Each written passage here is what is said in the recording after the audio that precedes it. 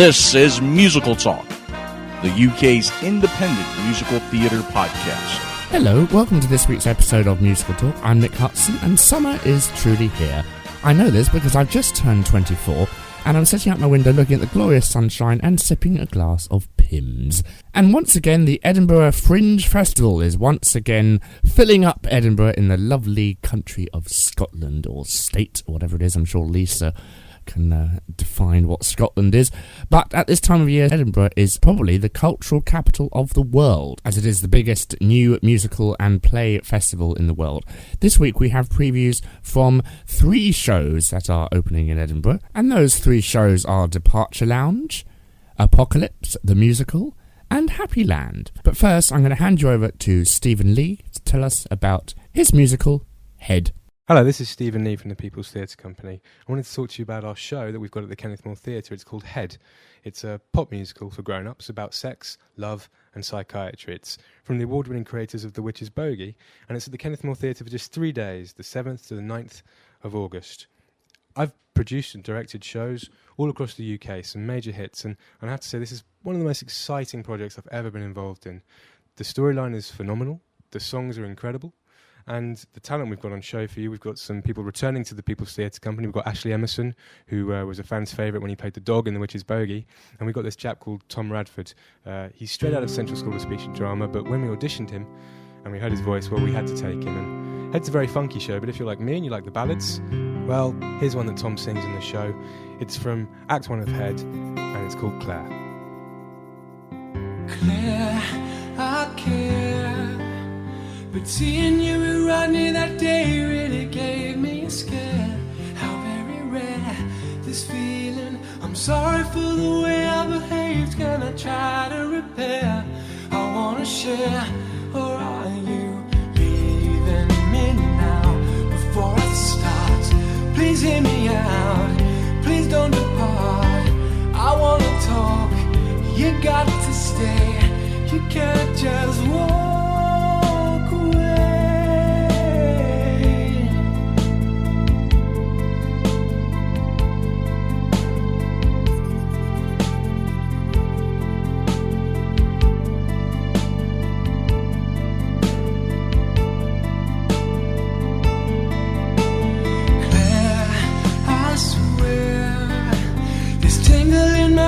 Makes me feel quite uncommonly aware that I care to always be beside you anytime, any place, anywhere. And do I dare to tell you, even when you leave me alone after the party ends, and I'm going home on my own like I got no friends, you know I'll be there for you, 'cause I really care for you.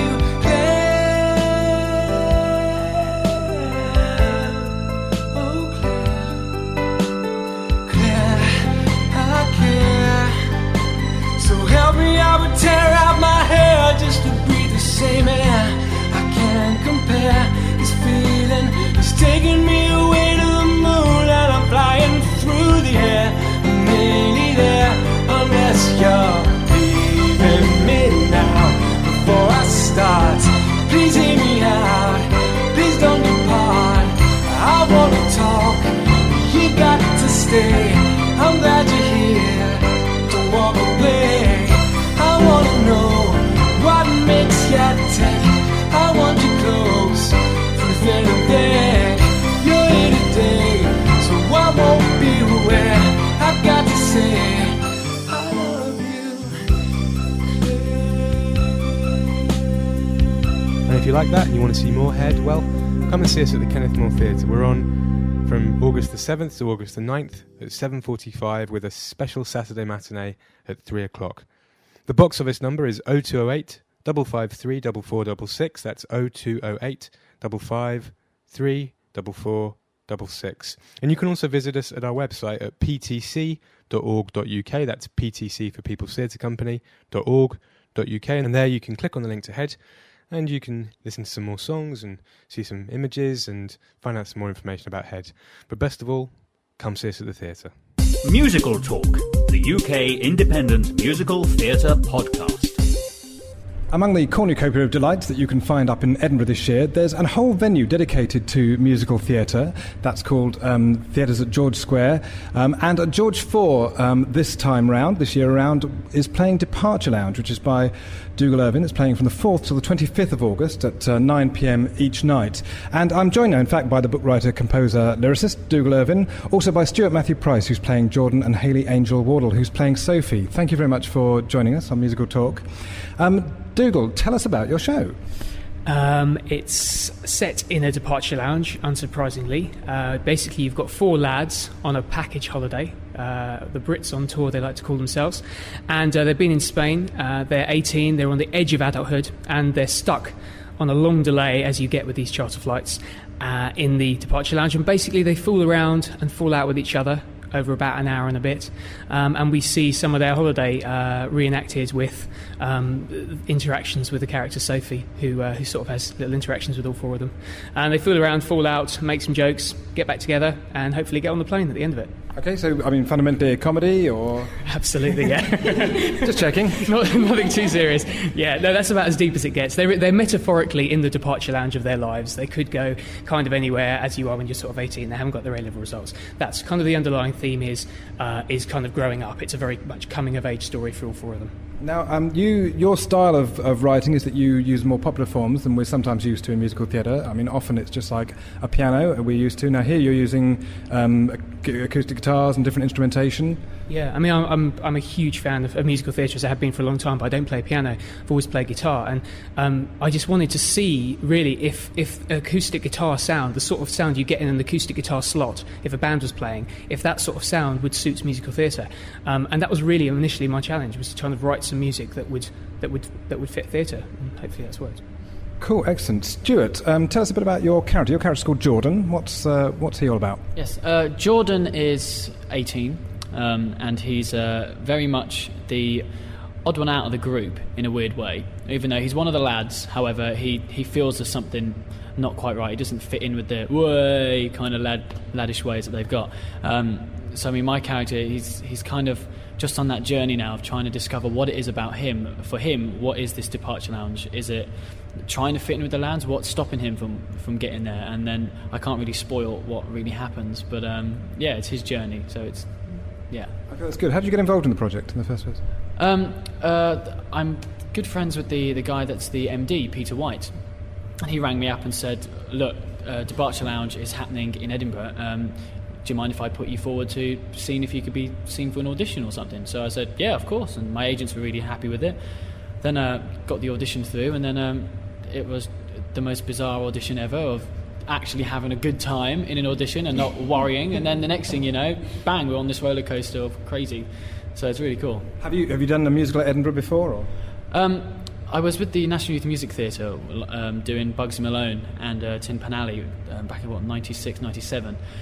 So as a kid, yes, and I did a tap show a few years ago up there, but this is the first time I've been part of a real full-on every single day for the festival, and going up there with 3 other guys in the show, it's just going to be pretty much like a lad's holiday to Edinburgh, really, but kind of doing work as well. So we can capture the flavour of that, I understand, with this first number that you're sharing with us. This is called Brits on Tour. Dougal, tell us a bit about it. Yeah, it's really just the opening number of the show. We set up all 4 characters, and if you've ever been stuck in a departure lounge with some of these lads coming back, your probably initial reaction is, oh my God, how am I going to get through this time with these people? And the show's really about then pulling the rug from under them and showing them for sort of who they really are, and showing them as sort of young lads. But it's a fun introduction to all 4 characters. Okay, so this is Brits on Tour from Departure Lounge.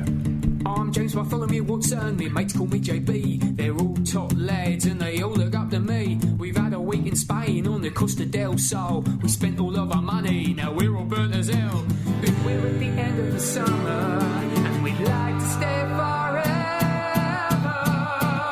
We love a queen and country, but we love drinking more. We are the Brits on tour. We are the Brits on tour. Who's next? Go on, mate. Get in there, son. Get in there. My name's Peter Moley, but you can call me Pete. I love Torremolinos. This week has been a treat. My mates think I'm crazy. This time when I puke up,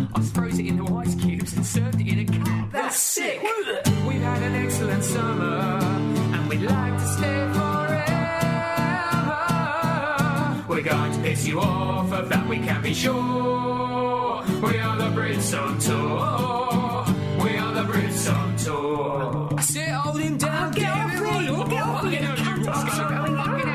I'm Jordan Jones, but you can call me what you like. I'm happy as a lark, cause I pulled last night. She looks so innocent, must be just 16. But the language that I heard wouldn't have made her scream. Wait, he's had an excellent summer, but you should know she was a nigger. Fuck off! We'd like to shake your daughter, that's what your daughter's for. We are the Brits on tour. We are the Brits on tour.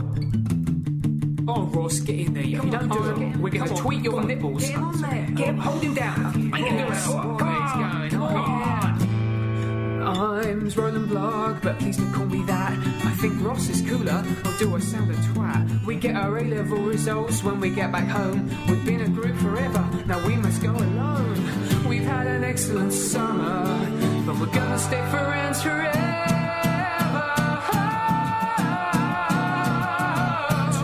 We're off to university, so we don't end up poor. We are the Brits on tour. We are the Brits on tour.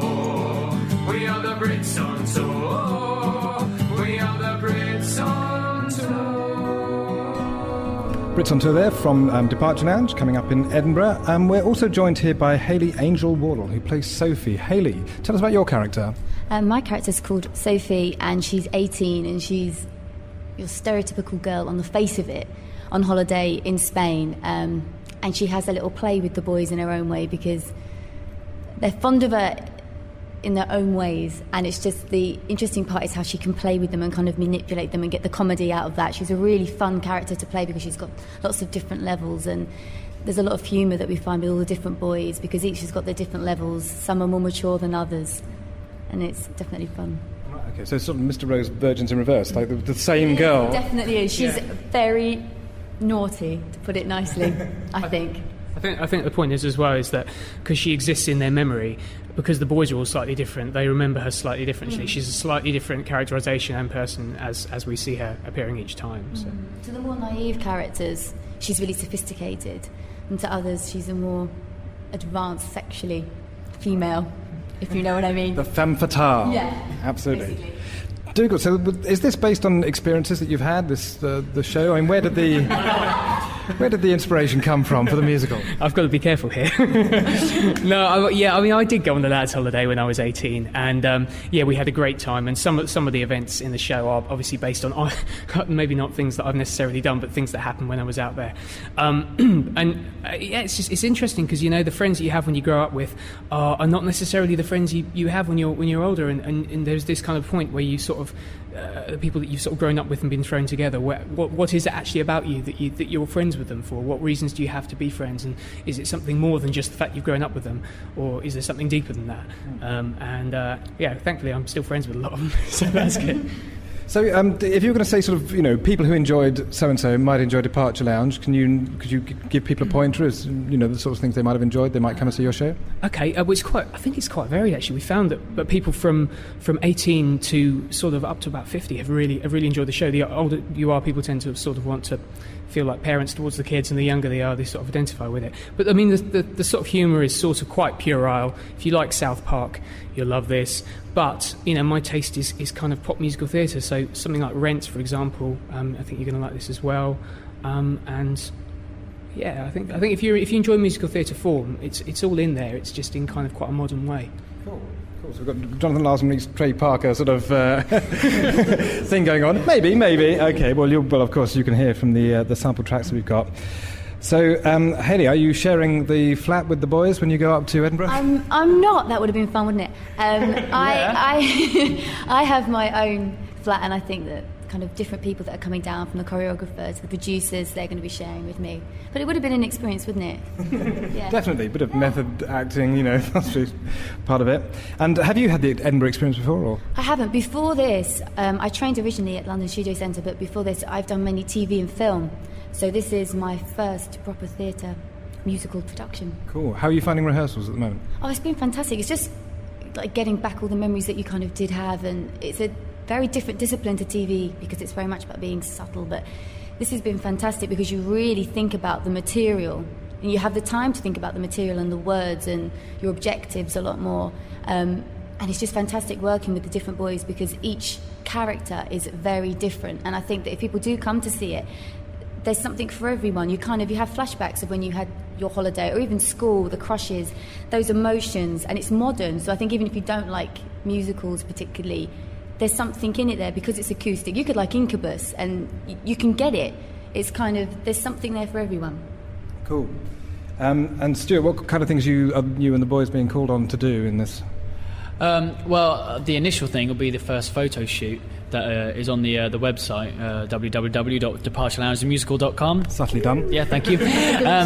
But when you go on there and look on the photos, that was the first time the four of us had all been together, the first time we'd even met the whole production team, and the first time we met Hayley as well. She walks out in this bikini. We're all there in our skinny little bodies and our little trunks, and it's embarrassing as anything. Look at the photos, it's ridiculous. But that was the first thing, and then we had to wear like Union Jack boxer shorts, which weren't exactly the most flattering of boxer shorts to wear, but yeah, there's they that. weren't too fetching, really. Yeah, Were they? thanks. No. Thanks. I personally thought we looked quite good. But you all shone through. Oh, okay. Well, dear, that sounds a bit unfortunate. That's strange. So, Dougal, you're taking musicals in a slightly new direction here, at least in terms of what people conventionally expect of them. What do you think will be next after this, or are you not thinking beyond this project yet? Well, I'm writing other things. I have written something else, which is at its kind of first draft. But yeah, I did really want to see how this kind of music was going to fit into a musical, and I think that anyone who kind of, obviously, there's, like Hayley was saying, there's the comedy for people who, from outside a musical theatre audience could appreciate it. But I think anyone who's interested in homegrown British shows, we haven't gone down the line of we need a celebrity here or we need X and Y from the reality TV show. We're really trusting the kind of the material, and I'm so excited about the cast. They really are, the creme de la creme of young British musical theatre talent, and they bring so much to it. And it's just, yeah, if you're kind of wanting to find something which is new and undiscovered, but that has the potential to really kind of, I think, move you, come down to George Square. We really sort of, I think you have a ball. Excellent. And so we just need to check how people can find out about this and book their tickets, or just show up. Where do we look online for all of this? Well, the Fringe website is edfringe.com, I think, and the show website, as Stuart said, is www.departureloungethemusical.com, and there's links to all the tickets there. It's at 9 o'clock at George 4 from the 4th until the 25th of August. And just to be really clear, that's 9 p.m, not 9 a.m, because there will be shows going on at that time. In fact, there'll be some shows that haven't even finished from the night before at that time. We've got one last song that you're going to play us out with here. So just before we finish, just tell us a little bit about that song. It's called Left Spain, and the boys have kind of all fallen out with each other. It's not quite at the end of the show, so there's still a resolution to happen, but they're in quite a lonely place. We did this song at the What's on Stage Awards actually in February, and it went down really well, and it's all four of them really singing what it's like to be stuck in the middle of nowhere. Okay then, from Departure Lounge, here is Left Spain. Thank you very much to Dougal, Stuart and Hayley. I'm not looking for pity, I don't know how to be witty, but I feel a bit shitty. Well, anyway, I lose my temper really quick, and when I drink I get sick. I'm just a little bit thick anyway. Sometimes you find the things you know are not the way to go, so you go nowhere. And now we've left Spain, the rain on the plain, but we're not the same as we were. It's a big tough game when you miss the plane, and you're stuck there on the runway between who you were and who you will be.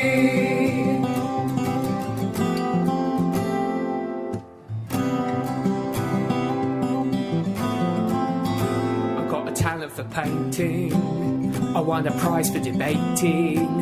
You should see what I'm creating. Well, anyway, I'm always there for good advice. I've been to church at least twice. It's more important to be nice anyway. So what's the point in a mobile phone when you can't call home and tell them where you're going to? And now we've left Spain, the rain on the plain, but we're not the same as we were. Life's a big tough game when you miss the plane, and you're stuck there on the runway between who you were and who you will be.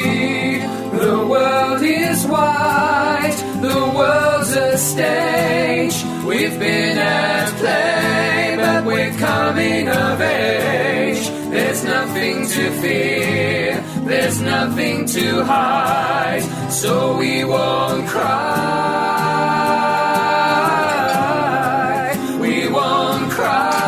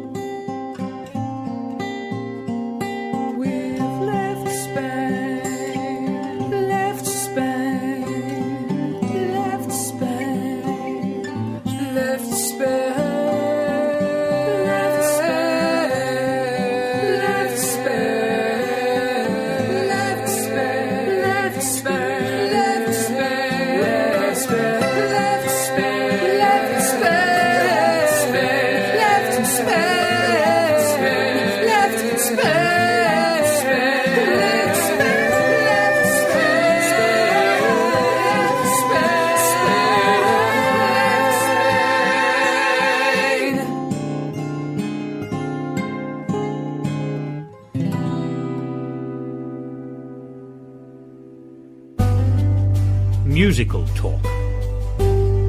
I'm joined here by Newton and Mary. It's Mary, not Mary. Definitely Mary, Ernest Mary. And you are a composer and lyricist team. That's correct. Ernest Mary, I'm the composer, and Heather. And I do book and lyrics. And what have you been composing and lyricising lately?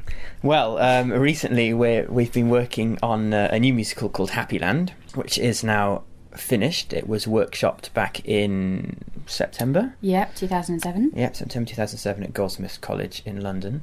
It's now completed in its full format and is going up to the Edinburgh Fringe Festival. I saw that showcase production and it was a very strong performance, and I was truly mesmerised by the story, and I'd like to know what happens, because you sort of really left it at a cliffhanger. Yeah, well, that was obviously to get people to come back to see the second half, which we hadn't written at that point. The first half has been rewritten a little bit, hasn't it? We've sort of added things, changed things, and we have actually changed the ending. Not that it makes any difference because the ending wasn't written before, but it's a much stronger story now, I think, than it was back then. Someone has said it's like Les Mis on acid, which... I thought you were going to say Les Mis on ice then. No. No, that would be awful. No, acid. So, did you two meet at Cambridge University? Yes, that's right. That's right, we were both at the same college, at Pembroke College. Yeah, we met through, well, a very long time ago now, about 6 years ago? Something like that. It was in our first year anyway, and both just doing theatre and music theatre, basically, wasn't it? Yeah. You were back doing a bit of acting then, I was doing a bit of singing and acting then. Gone are those days. Screw that, I just did behind-the-scenes stuff, it's much more fun. Acting. I don't think I was acting. I was directing things. Very quickly, Heather became a director. And we met and we started writing stuff. We did a production of Salad Days. That was one of the first ones, wasn't it? Yeah, that was good. It was a lot of fun.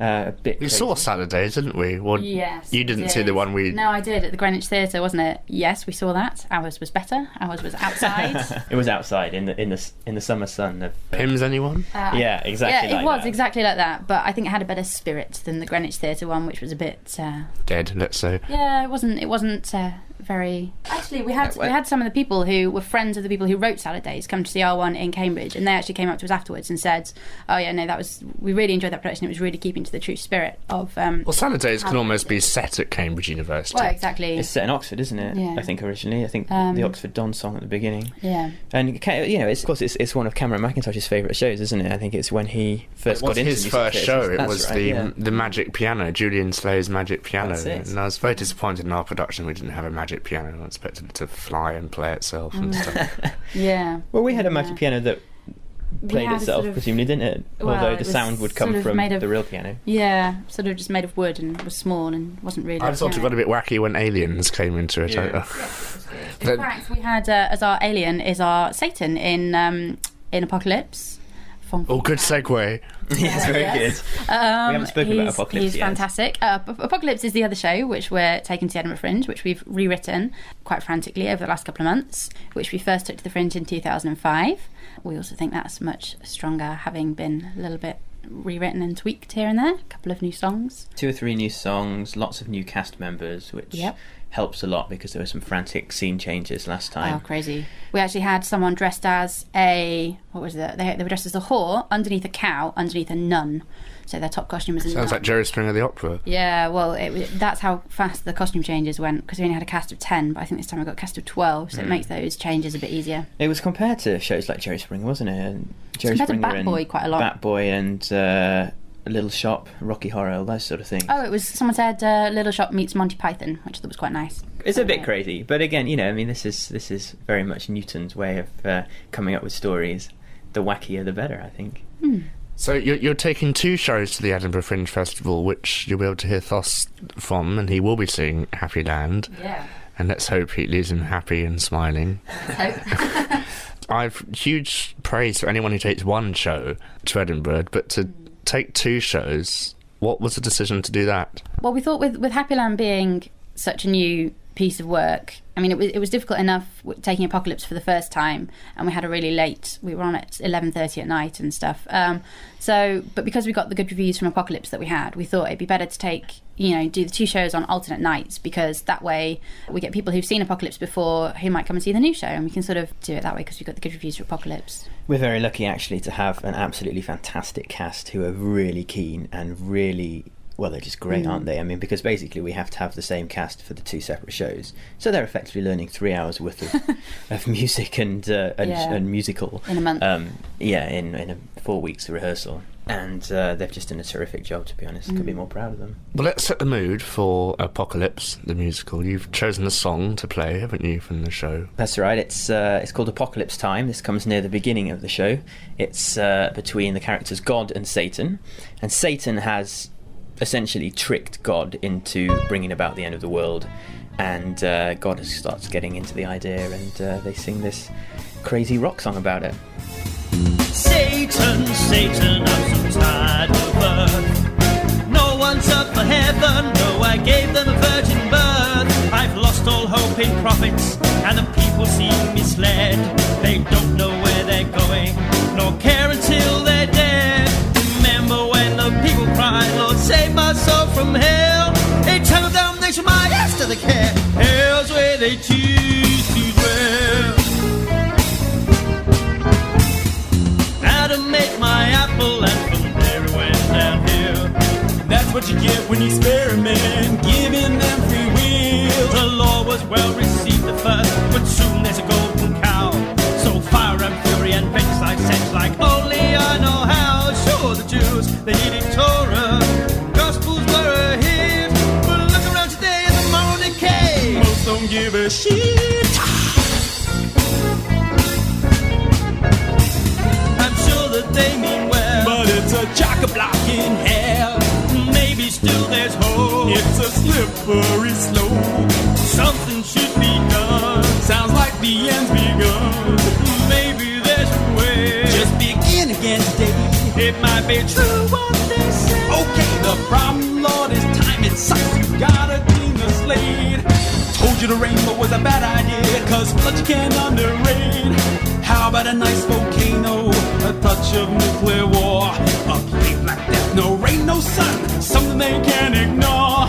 Every day complaining, they don't know they're doing swell. Let's have some fun, maybe when the time comes, see them all in hell.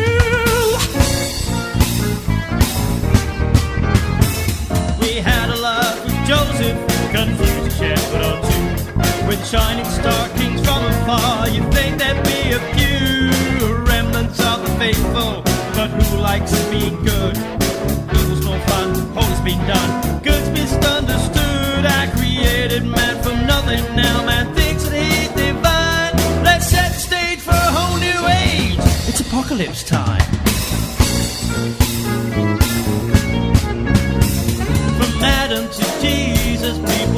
seem to please us. There's no dedication. It's in Revelations. They're not even trying. There's no use denying the truth.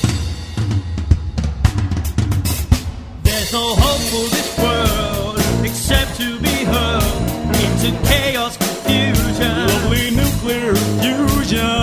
It's called Armageddon, and that's where we're headed. A game of cosmic chess, then it's anybody's guess who would bring on the end.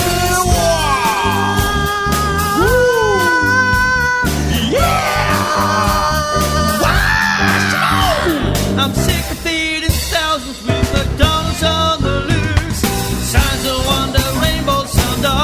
What's the use? Let's build ourselves some armies and have ourselves a war. Let's rise and fight, you know it's right. Now here's my Rome. I created man from nothing. Now his soul is on the line. Let's set the stage for a whole new age. It's apocalypse time. Like Jerry Springer the Opera, is it your intention, Heather, within the book and lyrics to offend? This is obviously a matter close to, personal interest for you. I definitely don't want to offend people. When we did the first run in Cambridge, we actually had some Christians who were very angry about the show and sort of wrote into the student newspapers complaining that, how dare we write a show about the apocalypse? Don't they realise that the apocalypse is really going to happen and it's terribly offensive and this kind of thing? And quicker because of this musical. Possibly, but I mean, I was quite put out by that letter because, as I said at the time, the apocalypse is not just a Christian idea. In fact, it's a Jewish idea to begin with, and we don't specifically make reference to any religion aside from the fact that we have nuns in ours. So it's essentially a religion-specific free musical. I mean, it's sort of based on a theology whereby you have God and the devil in opposition, but that's shared by Christianity, Like Jerry Springer the Opera, Islam. So it isn't Christian specific aside from the nuns, and we don't sort of poke fun at Jesus or any of these kind of things. I mean, the only religious characters we actually have are God and Satan. I mean, they're not even religion specific. They've been in sort of all sorts of places for They're ages. basically there to show good and evil, aren't they? Yeah, exactly. And although our nuns might be seen that we're poking fun at nuns, we've just got characters who happen to be nuns who are easily confused. And we have a website which is www.conventsofbestintentions.com, which is basically our nuns' website, getting up to some silly things with an ironing board, which not like that. So that, it's all very light-hearted fun, and we're not meaning to upset anybody. And in fact, you could find that it has quite an affirmative message for religion as well, which is be proactive, make decisions, go forward into the future making decisions, really. There's a nice message that gets tacked onto the end, isn't there? Not tacked on, subtly weaved throughout the whole Subtly musical. weaved in. And it's about, making decisions. It's also about the fact that no one is 100% good or 100% bad. People sort of get pigeonholed as one or the other, and it's sort of put out like that. But the rest of it, we would say, not even God or Satan. Well, exactly, not even God and Satan show. in our show are epitomised, are totally good and evil on either side, and our main characters were chosen because one was seen as good and one was seen as evil, but they share both characteristics as well. So people are just people. It's affirmative, exactly. People are just people, and they have to make decisions, and that's a line from there the we show. go. Here end of the lesson. Are you enjoying the process at the moment? Because not only have you written it, you're producing it and you're marketing it and you're financing it, can we say? Co-producing with two other producers, which is Simon Cummin and Jenny Holton, who are both doing a fantastic job as well. So we have spread the workload between us, which is a good thing because there's just ridiculously large amounts to do. I'll enjoy it more when I get to Edinburgh and we can actually sit back and watch the show and do the sort of on-site production things that we need to do. Work on the rewrites. No doubt. No. Yeah, so at the moment it's all a bit frantic because obviously this is the last week of production before we go to Edinburgh on Saturday, and it's just getting to be quite, there's a lot of things to do.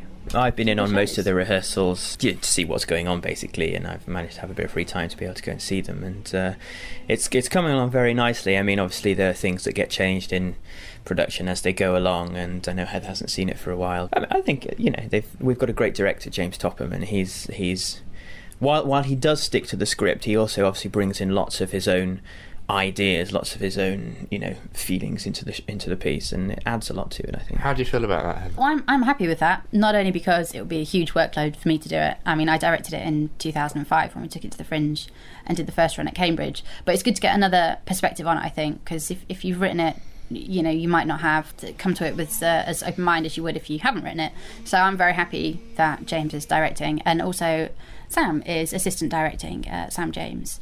And so I think it's really good to get extra people on board to sort of do that. And we're lucky because we've known James for many years. He was at university with us as well. And, when we first met him, he's this small, bearded fellow, and he's very, very, very intelligent. I mean, he got 2 firsts from Cambridge in English, and he writes a lot of stuff himself, straight theatre. And he's just terrific. And the ideas he comes up with, just like that. He also helped out on a lot of the script, didn't he? He didn't help write it. He helped us with the plot of Happyland. We sort of had a plot brainstorming where he asks very perceptive questions, which help you come up with answers, which then help develop the plot. And Apocalypse, we sort of credited him as being a script consultant because he sort of went through and helped us out with the plot of that as well, but he didn't sort of write it. But he was very helpful with the process. As not an audience member but as a creative team, what's it like being in this huge sort of epicenter of creative juices flowing seductively around a city that's population doubles? It's a bit crazy. You don't really sort of get time to sit back and think about it like that because you just have to flyer almost every day. And you have to come up with exciting ways of flyering, which we did last time. We got all the cast in a phone box. We did sort of slow motion. Tiny cast or huge phone box? Small phone box, large cast. We squashed everyone in. And wouldn't be allowed now because of health and safety. Not sure why we did that. You just try and get people's attention because on the Royal Mile you just have so many people with flyers. You've got to do something interesting, otherwise no one will take a flyer. Flying is flying, we have to say, is passing out pamphlets for the show. Yes. Does it work? Oh, it definitely works. In 2005, the one day we didn't do any flyering, we had a very small audience of, about 12? Yeah. Is that disheartening? Well, on some level it's disheartening, but then it's also encouraging because you know that you have to flyer to get a good audience. So they know that it's not because we had a bad show, it's just because the show wasn't in the public eye on that day as much as other days. And that seems to be, was then, our main source of tickets. Yeah. I mean, of course, it's very, very difficult to get public to come to a show at 11:30 at night that runs for an hour and a half. Yeah. I mean, it doesn't finish till 1, where everything's, shutting down. Even the bars are shut. Well, not so much in Edinburgh, where the bars are open all the time for some reason. But, but yeah, I mean, it's very hard. Members of the public, we're lucky this time. 8:15 is our slot, is that right? Yeah. 8:15, we've got a, I think Thos saw a show last year at 9:15 in the morning or something. The venues try and fit as many shows in as they can. And, some shows really suit have an early time slot. There's one which is usually at sea venues called Shakespeare for Breakfast, isn't it? And they put a little croissant on your seat and things like that. And so, yeah, yeah. Quite. No, they do well, and they make Shakespeare interesting, funny. You get kids along to see it. They put in lots of good dance routines, songs and stuff, don't they? So it really depends. But yeah, there are shows on at all times. But we are lucky to have a fantastic time slot this time. Yeah.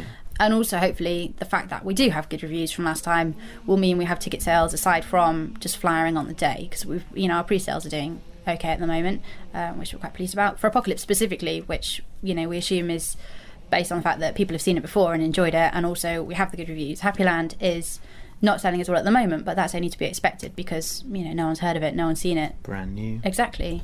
We have to say, what is the name of this venue where these 2 shows are playing? Sea Venues, Sea Venues is basically a festival in itself. They have hundreds of venues. We're Sea Venue 34, which is their main venue on Chambers Street. C-1 it's called, isn't it? Yeah, we're in C-1, which is the basement, which is a proper sort of theatre, which is very nice. Their main block on Chambers Street, I think they have 4, don't they? Yeah. And they just call them C-1, which is underneath, and then C+1, +2, +3. I mean, they have so many shows on themselves. They also have 3 or 4 other venues around Edinburgh, don't they? They've got even more this year. So, tell us the plot for Happyland. Happyland is a residential therapy camp where sort of you go if you're stressed and depressed and need some sort of therapy, and you can't cope with the stresses of modern life anymore.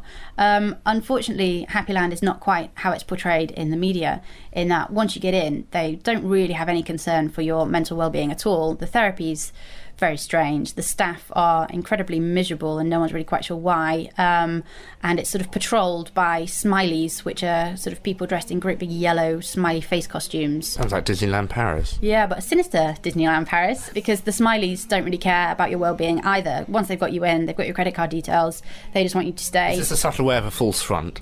In what sense? These people wearing big false fronts. Oh, possibly. Once you're in, they keep taking your money. They don't really make you any better. When you run out of money, you either become a smiley, which is, you become part of the system, or you resist that, but all that happens then is you are turned into the staff in a machine called the de-jollification suite. And the staff are sort of these weird sub-life forms who have been sort of genetically altered by this process. So Happyland basically will get you once you're in. Once you're in, you can either play the system and become a smiley and become part of the system and sort of, endure at the expense of the other guests who are there, who will sort of suffer at your hands as a smiley, or you could resist, in which case you're screwed because you're turned into an unsmiley. That's that, really. The themes that you might sort of be noticing are, the question of, do you rebel, or are you, do you keep your head down, which are both, valid courses of action. But, it's that choice of, do you make a stand, which probably won't help, or do you, comply and possibly hurt others by doing so, but, suit yourself and make sure that you come out okay. So that could be one theme. And are you allowed to tell us what our dashing hero does in the end, or was that to be revealed? To a point, can't we? No, well, I mean, we wouldn't want to give everything away, obviously, because then you wouldn't come and see the show. But I mean, obviously, because we're in Happyland, our dashing hero is himself, a guest in Happyland. So he's checked in with his own problems. In fact, quite a lot of problems. What do we say? Deceased dogs, adulterous accountants, and homicidal hitmen are three of his key problems. And so he checks in. So I mean, he himself is a very troubled individual, and he possibly finds himself in a problem whereby he has feelings for a smiley who may or may not reciprocate those feelings. But in any case, it's definitely a question of finding love in unusual circumstances, as is Apocalypse, in fact. Would you say, ironically, given the title of Happyland, is Happyland the more darker of the two shows? Oh, definitely. Which is strange, isn't it? Because the other is about the apocalypse, so you wouldn't really expect that. Yes, Happyland is... we were saying it's a subversively smiley musical comedy, I think, which sort of gets the gist of it in there. Yeah, it's funny how it's turned out that way, in fact, because I think when we wrote the initial, I'm still here, it's all right, it's not just Heather. When we wrote the initial treatment of Happyland, it wasn't quite so sinister, and just the way it's happened to turn out in the space of time we had to write it. But sometimes musically, if you have very bouncy music over... in this environment, it can be very sinister. Absolutely, yeah. That's we've used that to quite good effect, I think. I mean, we've got a couple of these sort of mantras that the Smileys sing. I suppose you could say, couldn't you? Like a soap opera theme, it reminded me of. Yeah. So they sing all this happy, let's be happy nonsense, and I don't know, make life seem very happy on the outside, but underneath, obviously, everyone's got these horrible problems, and. I've been... It does sound like it's a small world after all, this kind of very sinister doll singing about how great life is, and then you realise how crap life is. That's pretty much it, yes. But there are ways of, breaking out of that mould, and I think that is one of the main... musical theatre. That's the musical theatre coming through somewhere in Happyland. But no, it's terrific, and I'm very, very pleased with how the music's turned out, because when we wrote it, it was very much a case of, well, let's write it and see what happens, and if we have time to edit it, we have time to edit it, and as it happens, it... Tell us about the show musically. It's very much my style of music, which is I love, because I've up until this point I've found it very difficult to find my own style of music, and there's lots of jazzy influences in it which come across, especially in the two gangster characters that play quite a heavy part in it. And at the same time, I've been able to adopt a lot of classical technique which was my initial upbringing, to bring in all the other characters. And there's lots of themes. There's a specific love theme that keeps cropping up that sort of marks the hopefulness of the two lovers in it. And each character kind of has a bit of a leitmotif. It's all very much intermingled. The music plays a constant role in the show. So as opposed to Apocalypse, which is very much, here's a scene, here's a song, here's a scene, here's a song. And the songs do obviously have a vital importance, but they're much more catchy, they're much more sort of poppy and easy to pick up, whereas in Happyland, while the songs are still catchy, of course, or a lot of them anyway, the music is an ever-present, almost. I mean, when it's not there for a reason. Kind of like Muzak, in a way.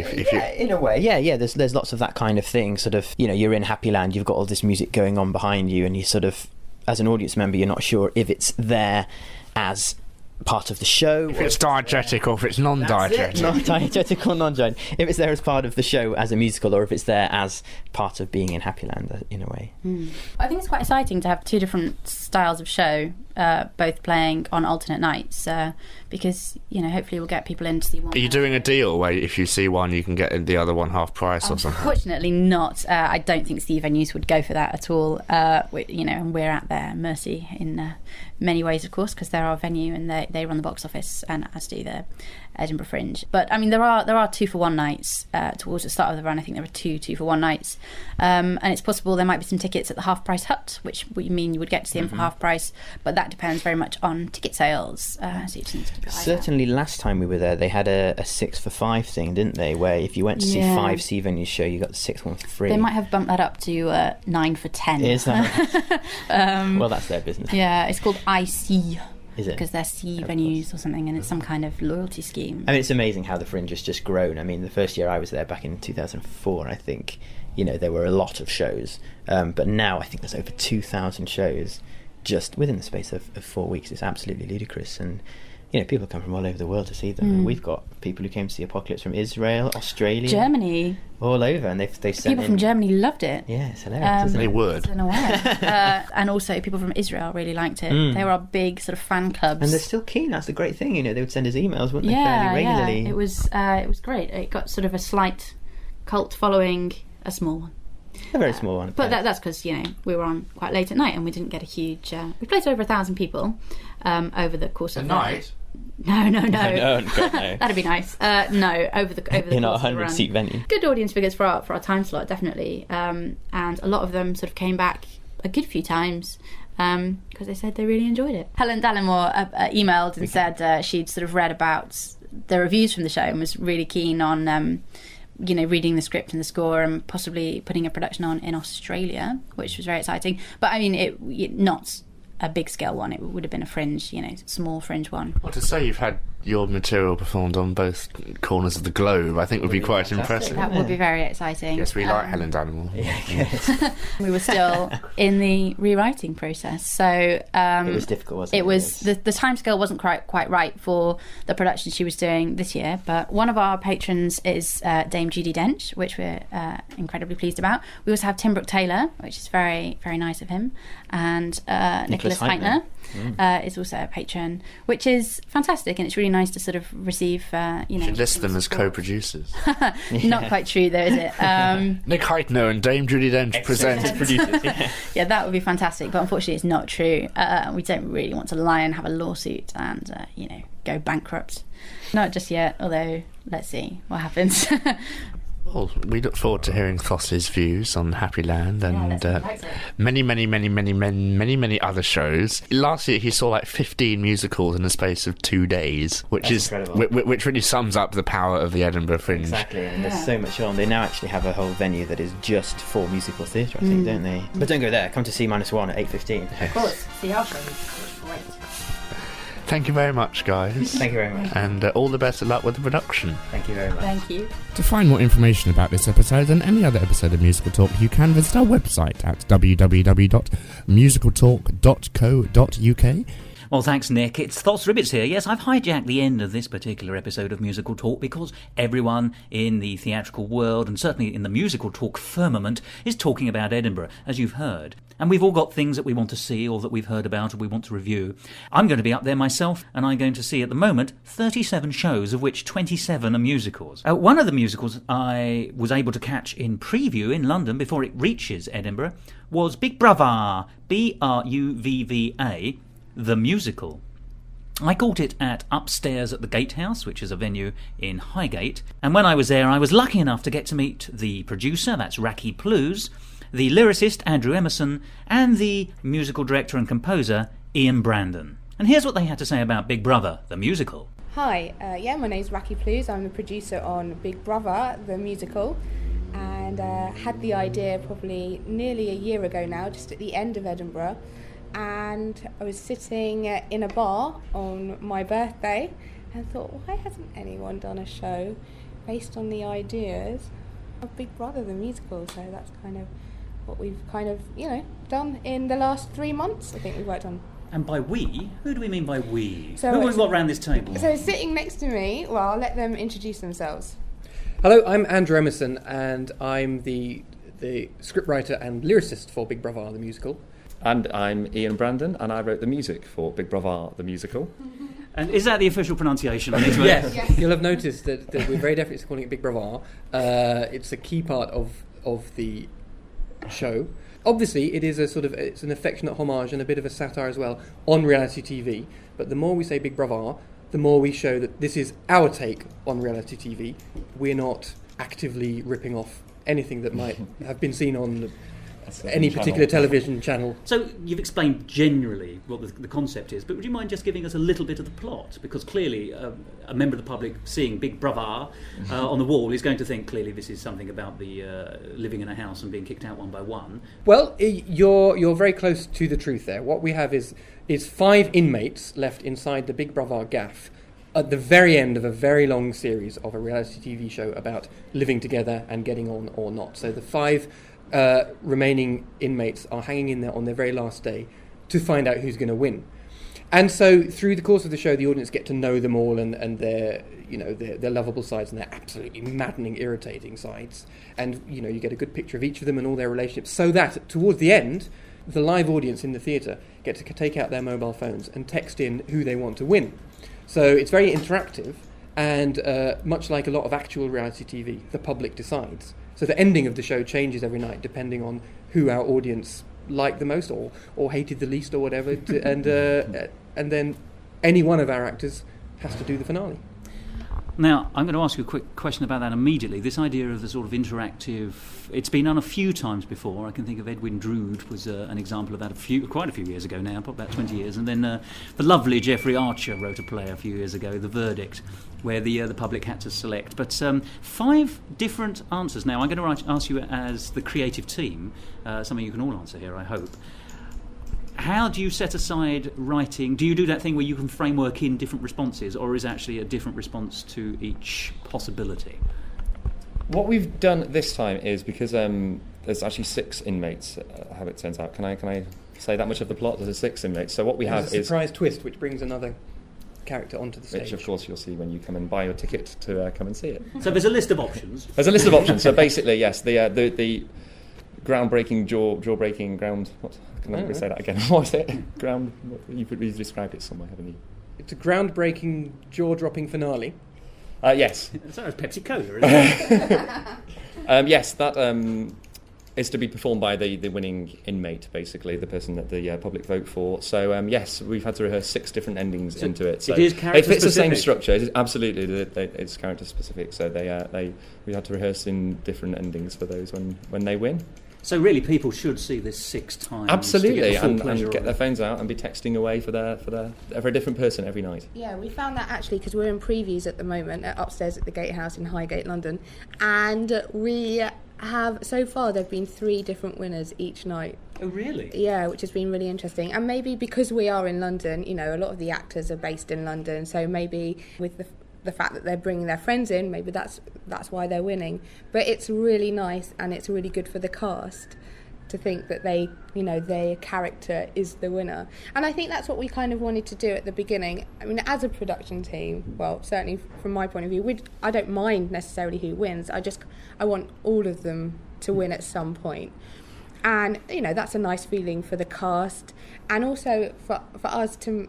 It's really nice that an audience actually wants to vote for a character. I think that's why, whether it's because you feel sorry for them, or whether it's because you love them, or whether you want to see this fiendish finale done in a very funny way. So there's always a reason, and hopefully we've succeeded in that. Now, just the enthusiasm that you seem to have as you speak, it seems to be a fun show. I'm guessing there's an element of comedy in it. I'm just picking that up from even from the pronunciation of the title. Can you talk us through some of the creative steps that got us here? You mentioned you sat there on your birthday forlorn in a bar in Edinburgh with your muse in a pint glass. And so once you'd had the idea, how did it develop? When did your creative colleagues come on board? Well, there was me and my sister in this bar, amongst some other people, and we just started kind of, throwing some ideas around, and we thought, God, that would be a really good idea. Why hasn't anyone really done something based on reality TV that's, succeeded? I had a look on the internet, I searched for lots of things, and there just wasn't anything out there like this. And I mean, as much as I sometimes don't like the reality TV shows, you are drawn to them and they are watchable because people are really interested in that. And I love the theatre and I want people to come to the theatre. So I thought, great, what a good idea. I then started thinking about who I know and who I work with, and I've known these guys for about 10 years now. And, working in the theatre, you get to meet a lot of people, and they were just right for the job. You feel it, don't you? So how did you sell it to them? Yeah. I'll be asking the same questions to number 2 and number 3 later. I have to say, I think it was a lot easier for my music man, Ian, because, we've worked on quite a few different projects together, and we love working together. I think as a creative process, we... as a director and as a music director, we cross over quite a lot. So, Ian might have some directing ideas and I might suggest something from the music, and I think that works really well. It's the collaboration. Raki and I have worked together as director and musical director quite a few times, and it's about bringing lots of different talents and what you can bring to the palette, basically. So. And so then to ask Andrew Emerson to write it, his humour. It's just so clever. It's witty. It's something that I could never ever bring to the table. I asked Andrew, and he was kind of umming and ahhing about it at the beginning. I'm sure he can tell you for himself in a minute, but I just couldn't imagine anyone else doing it, and I'm really glad that I persisted and bullied him into doing it, because I hope he's having fun doing it now. The invisible bruising, by the way. Yeah, no, she always does it below the neckline. So tell me, when did you actually decide to commit to the piece, and what actually swayed you into joining the team? My only hesitation was, would I be the right writer for it? Simply because I really am not a fan of reality TV, and I don't watch it. So I'm very aware of Big Brother and shows like that, but I haven't watched it for quite a few years. So when Raki put it to us, I thought that's a brilliant idea. That's something that could really catch on, could be very, very funny. But why would I be the right writer for it? And then, because I very much wanted to work with these guys, and Ian and I do a lot of other writing together, so I knew that we're good at writing very funny songs together. So I just had to get over the hurdle of, I don't think I can do this because it's not my bag. And then get over kind of a second hurdle of my first instinct was, well, I'll just slate reality TV. I'll just write, pour all this bile and invective into it because it's a genre that I despise. And I thought that would probably be quite an unpleasant thing for anyone to want to watch. So it isn't like that. It's a mixture of affection and celebration of the form and satire of, okay, come on, isn't this all a bit silly? But not with too much venom, I hope. And the collaborative process between the two of you in writing songs, now you've done it before, have you found a method, or is it different every time? It's absolutely different every time, and as Andrew just said, we've worked together on lots of different projects and lots of different shows before, but this one has been completely lyric-led. The lyrics have come first, and that's good because I know Andrew's sense of humour very well as well. So I've made the melody work around where the gags are, etc., etc. Lots of comedy backing vocals and things as well. So, and style-wise, the style of music of the show, there's all sorts of bits and pieces from musical theatre to poppy to rocky to Meatloaf satire to Disney to rap. We've got a rap. We've written a rap. Oh, well. So yes, no one's been safe really. So, but we thought it important to have lots of different styles. And the good thing about these reality TV shows, and in particular the Big Brother inmates, they're different characters, so they're going to have different styles of how they would like to sing, and then there's something for everyone in the audience if they like the rap, if they like the Meatloaf power ballad, whatever it might be. So yes, but that's the way it worked this time. It's definitely been lyric led. And is there a secret to writing comic songs in particular? Is it a case that you should let the lyric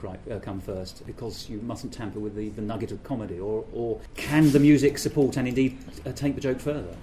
Not necessarily. I mean, Andrew, can probably answer this better than me, but he's you've worked quite before on with the melody first and fitting the gag around an already established tune as well. So, and he's fantastic at that. So much admiration in this room right now. But so yeah, I think I don't think there's a correct answer to that. I think either can work. You can write a very funny, silly tune with a big button and a big moment where the gag can come, and Andrew's certainly very gifted at making that gag work around the melody. But your thoughts on comic songwriting in particular? Because I think it's one of the hardest things, and you see a lot of. You go to Edinburgh, as you'll know, many of your many other shows up there, your competitors will have written comic numbers. They may not be quite as comic as the author sometimes think.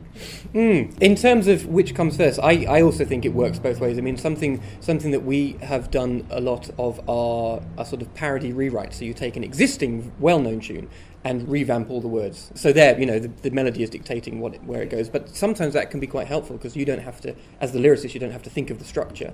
And then it's often about coming up with the rhyme. I often start with the rhyme first, I think, and I will give myself challenges. I will pull out a word that I know, or a name, or something that's going to be really awkward to rhyme something with, and put it at the end, so that I then have to do those rhymes, because I enjoy those challenges. Shall we give away your favourite one or not? I'll give a teaser, because early on, probably one of the things that finally persuaded me to do this was we were talking about the way that it would work, and some of the ideas, some of the jokes in it, and that the infamous jacuzzi that they always have in Big Brother is going to be replaced here by a foot spa.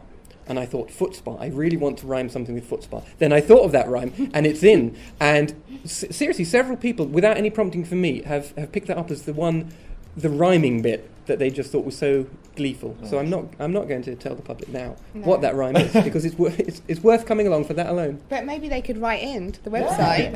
And yes. With suggestions of other things that rhyme with foot spa. Yeah, www.bigbrother.themusical.com. And that's BRUVVA, isn't That's it? correct. Absolutely. Yeah, you are down with the kids, aren't you? Do you know, I think you're possibly the first person ever to have said that. Here's a question. How do you populate the cast? By which I mean the characters. Did you have an idea of the kind of areas you wanted to touch upon when you first had your bar-related idea? Or is it something that's developed in discussions between the three of you? There were a few, actually. I think Ian and I can't remember, we were going away somewhere, I think, and we were in the car, and I think we just came up with some random ideas. And I think some names as well. Names really helped spur on the characters. And we based... And appellation creation, yes. Absolutely. And, there was someone that was really annoying both of us at the time. And we thought of a really annoying character, so we kind of started basing it on around that person. Splendid, and people can write into the website if they know who that is as well. Good. Yeah, any guesses. But then, there's the obvious characters that people love and relate to in reality TV shows. So we've kind of, we've gone for very stereotypical characters. But the good thing about Edinburgh is that we're going to see what reaction we get, and who knows, develop it and add further characters. I'd actually like to ask you, Andrew, the same question about the characters, but then I'll ask you all about whether the show is still in development and how far you'd like to take it.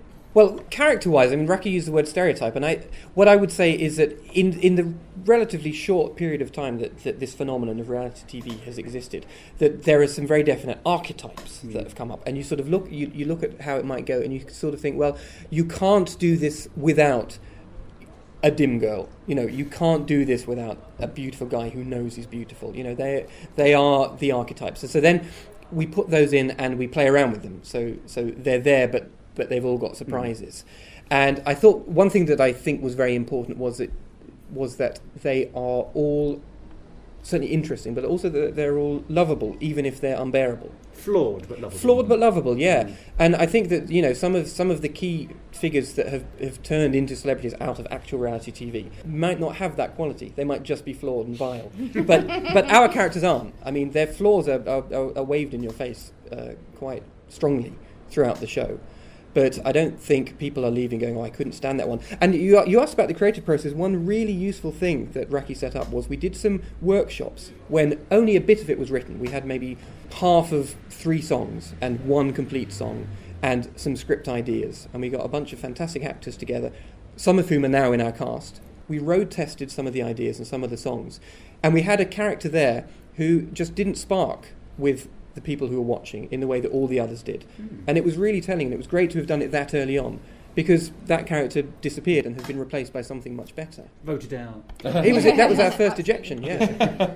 So the show you've actually gone through the workshopping stage and you're in a pre-Edinburgh here. Is it changing now, or are you happy with it at the moment, or actually these London dates are actually giving you further input? I am being a bit of a mean producer because, as you know, Edinburgh, you get an hour. You get your 15 minutes in and your 15 minutes out. And at the moment, we had about an hour and 15 here on our previews. So that's been really telling as well. And unfortunately, we have to have the scissors out. So things like that, in that kind of sense, things are changing because we're having to put edits in.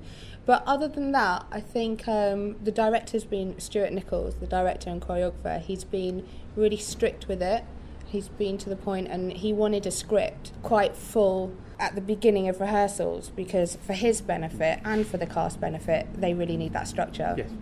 It's also better to have more than less at and the then beginning. trim later, yeah. Because it gives you a nice rich brew at the end. Yeah, but it hurts. It does hurt.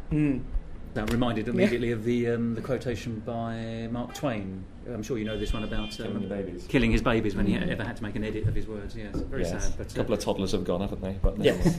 So no, we can't wait to get in. After Edinburgh, develop it further, and we can start working on a full-length show. I mean, that's the nice thing. That's the thing that takes the edge off of having to cut things for this production. Is that the babies aren't so much killed as sort of. Yes, exactly. They're frozen for a while, and then we can defrost our babies when it develops on into a full length production. I may have to use that for a trailer. So, what is the long-term ambition for this particular piece? We're going to see how Edinburgh goes, and then you can come back and ask me that question on the 26th of August. And which is the last day of the festival. Which is the last day of the festival, yeah. Tell us about Edinburgh. So if I'm a member of the public, I'm desperate to see it. Are you? How do I find out where it is going to be on, and where is it on in Edinburgh? Okay, so it's on at George Square, a theatre, which is a new venue this year dedicated solely to musical theatre. It's called Musical Theatre at George Square, in fact, isn't it? In fact, it is. And we're on at 3 o'clock in the afternoon, and it runs 3 till 4, and it's on our website, www.bigbrotherthemusical.com. All one word. Final thing from each of you, what's been the most fun part, most memorable part for you? And I'm looking for different answers. Oh no, don't come to me first. Andrew. As a words man, I expect immediate responses.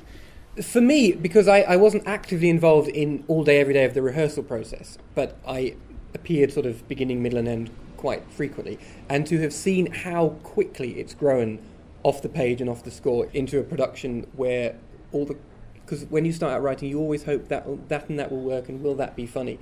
And the amount of comedy that is certainly in all the performances, but in the staging, in the soundtrack, even in the look of it, the design, it's been really exciting to come back in and see it.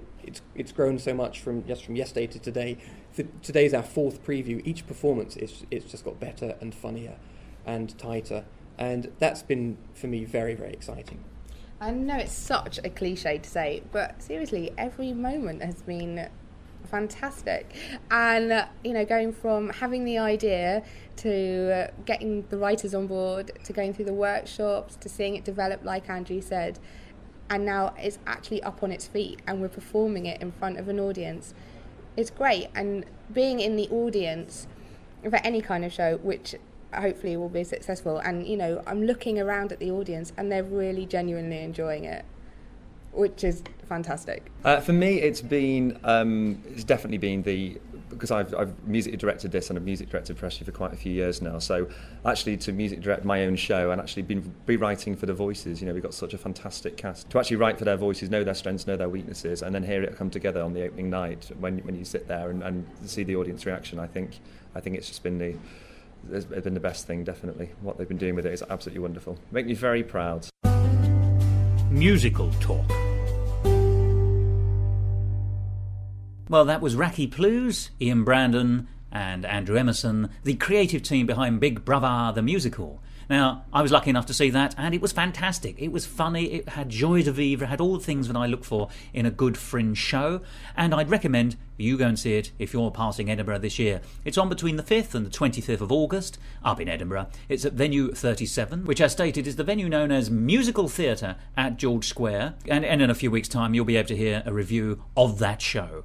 but I can thoroughly recommend it. Now, as I said, I'm going to be up in Edinburgh, and whilst I'm up there, I'm going to see lots of musicals, as I've already said, and I'll be reviewing them in later editions of Musical Talk. And in next week's episode, you'll also be able to hear from our newest presenter, that's Josh Boyd Rochford. And Josh is actually an actor and appearing in Edinburgh this year in 2 Shakespearean pieces.